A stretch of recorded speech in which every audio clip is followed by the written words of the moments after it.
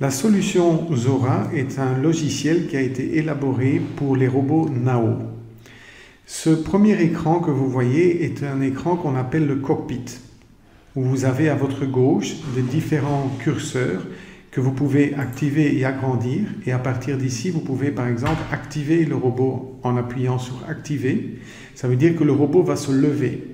Une fois qu'il est levé, avec ces flèches là, vous avez la possibilité en appuyant sur l'une ou sur l'autre de faire avancer le robot, de faire reculer le robot, de le faire aller à gauche, à droite, ou même de lui faire prendre disons des petites tournures. Une fois que vous désactivez le robot, ça veut dire désactiver, ça veut dire que le robot va se remettre en place initiale. Ceci peut être de nouveau remis à gauche en place en petite forme. Une fois que c'est grand, c'est facile par exemple pour être employé avec une tablette.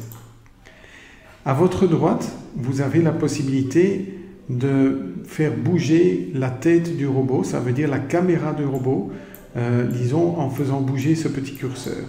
Donc si à l'aide de ce bouton-ci, vous activez la caméra, vous allez voir le champ de la caméra s'activer au milieu du logiciel, et à partir du curseur à droite ici, vous allez pouvoir faire tourner la tête du robot et en fait avec sa caméra faire des recherches ou des recherches visuelles.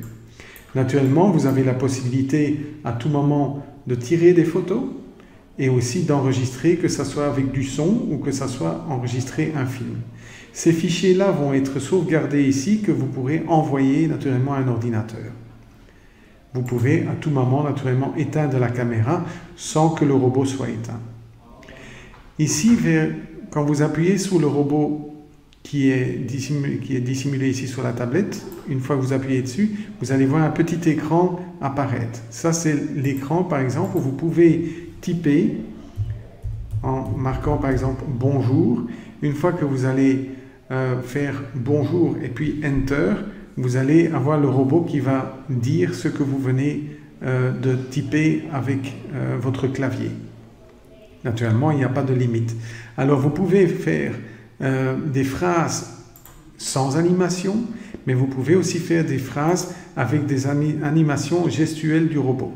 Et en fonctionnement aussi, vous avez même des animations d'émotion. Ça veut dire que le robot, une fois que vous typez « Bonjour, il fait froid », le robot va aussi simuler, disons, le fait qu'il fait froid, avec une émotion en bougeant. Vous pouvez fermer ça à chaque moment, mais aussi tout ce que vous pouvez marquer ici, vous pouvez aussi le sauvegarder. Ça veut dire qu'à l'aide d'un bouton ici sur la droite, avec des compositions, vous allez tout simplement pouvoir appuyer ici avec le curseur et faire en sorte que le robot répète ce qui a été dit ici. À tout moment, vous pouvez aussi décider, pour aussi des formes d'émotion, par exemple en local de classe, que le robot se mette à cligner des yeux. À tout moment aussi, le robot va pouvoir par exemple suivre une personne qu'il a dans son champ de caméra, et donc en appuyant ici sur On, il va suivre la personne si la personne bouge. En appuyant ici sur le petit bouton avec le petit robot et savoir que ça c'est sous le mode On, vous allez avoir ici un module de traduction. Ça veut dire que vous pouvez choisir par exemple de mettre une langue en anglais, une autre en français, et quand vous parlez, vous dictez quelque chose en anglais ici, vous allez voir à l'aide de Google Translate la traduction, donc ça ne sera pas à 100%, mais quand même ça peut être aidant, le modèle de traduction en fait de ce que vous avez dit en anglais. Ou naturellement, si vous le dites ici en français, vous pouvez aussi traduire en anglais. Cette même chose dans la solution Zora peut être fait en 19 langues. À l'aide de ces petits boutons ici, vous avez la possibilité naturellement très facilement de pouvoir faire applaudir le robot, de pouvoir faire donner une main au robot et d'autres facilités. Ici, vous pouvez régler en haut, au milieu, le volume du robot, le volume du son du robot. Ici, vous pouvez aussi régler la vitesse avec laquelle le robot parle. Ici, vous avez un champ de vue pour voir à quel pourcentage la batterie du robot est encore en fonction. Donc une fois que vous retirez le fil de courant du robot, cette batterie-là, ce pourcentage va diminuer naturellement jusqu'à 0. À tout moment, vous pouvez naturellement changer les langues du robot. Donc si vous appuyez sur anglais, il va se mettre en anglais, ça va aller très vite et toutes les applications vont se mettre automatiquement en anglais. Actuellement, nous avons dans la solution Zora plus de 19 langues. Je vais remettre en français pour la facilité. Ici, avec le curseur, vous avez aussi la possibilité sur ces 3 petits boutons de, par exemple, mettre des émotions, des couleurs dans les yeux du robot. Vous avez aussi la possibilité pour le robot qui lève le bras et qui pointe vers un endroit ou vers une chose. Et c'est à vous, naturellement, avec la caméra, à chaque moment de contrôler ce que vous voyez à partir de la solution Zora. Quand vous êtes sur l'écran de base et que vous avez déjà un peu exploré les fonctionnalités de cet écran principal, vous pouvez aussi aller vers le menu à gauche où vous allez voir le titre Applications. Ce titre Applications reprend en fait les applications qui sont reprises ici sur la gauche, mais peut-être plus facile si on appuie sur le menu Applications, où vous allez retrouver toutes ces applications avec des icônes qui vous permettent plus facilement de deviner quelles sont les différentes actions que le robot va faire si vous lancez une application. Par exemple, ça va d'exercice avec un bâton à la gymnastique où le robot va montrer une forme de gymnastique et naturellement aux personnes qui le veulent de répéter ces exercices-là. Nous avons de différentes danses où le robot va se mettre à danser et à éloquer les musiques. Nous avons des danses pour les petits et pour les grands. Nous avons plusieurs applications de divertissement où naturellement vous avez un joyeux anniversaire pour ceux qui ont leur anniversaire, où le robot va leur souhaiter un joyeux anniversaire. D'un autre côté, vous avez le jukebox où vous-même vous pouvez mettre de la musique que vous choisissez, des titres de musique, et c'est le robot qui va en tout temps se mettre à mettre les musiques en écoute. Aussi, ce que vous avez, c'est les nouvelles. C'est par exemple une application qui se met en connexion avec le journal local et qui va en fait reprendre les titres du journal et les dire.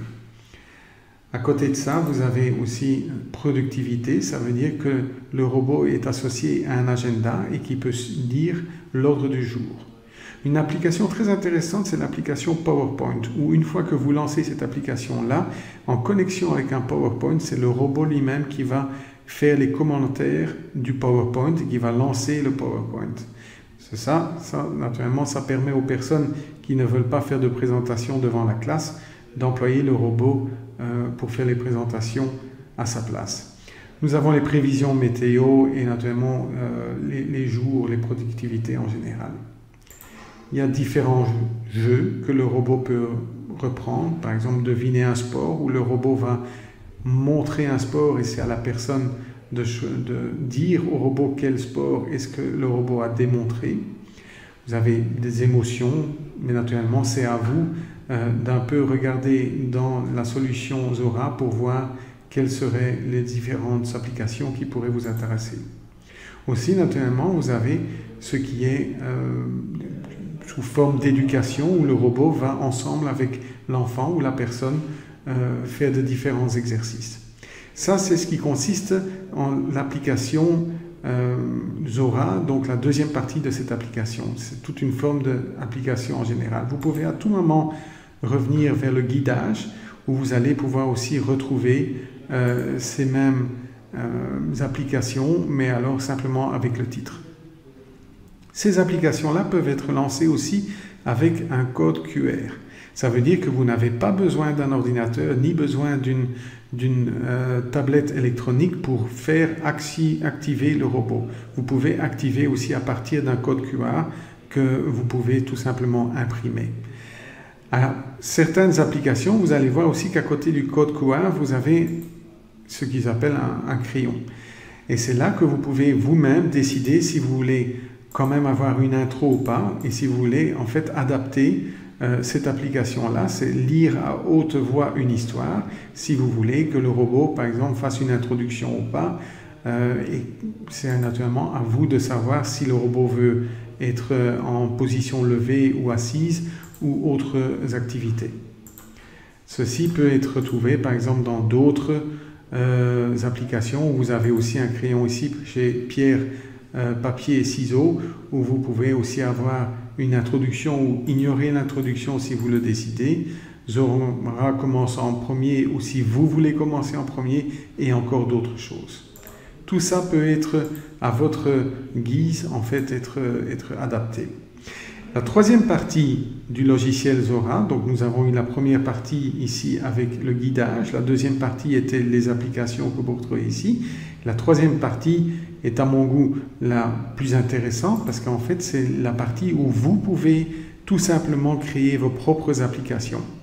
Ça veut dire que vous allez trouver un menu qui est ce qu'on pourrait appeler un timeline et des petits blocs à gauche. Ces petits blocs, en cliquant dessus et en les poussant vers le timeline, vous allez pouvoir les diriger et les mettre une par une à votre guise naturellement dans une série. Vous pouvez aussi par exemple 2 ou même 3 fois mettre les mêmes blocs à côté de l'un de l'autre.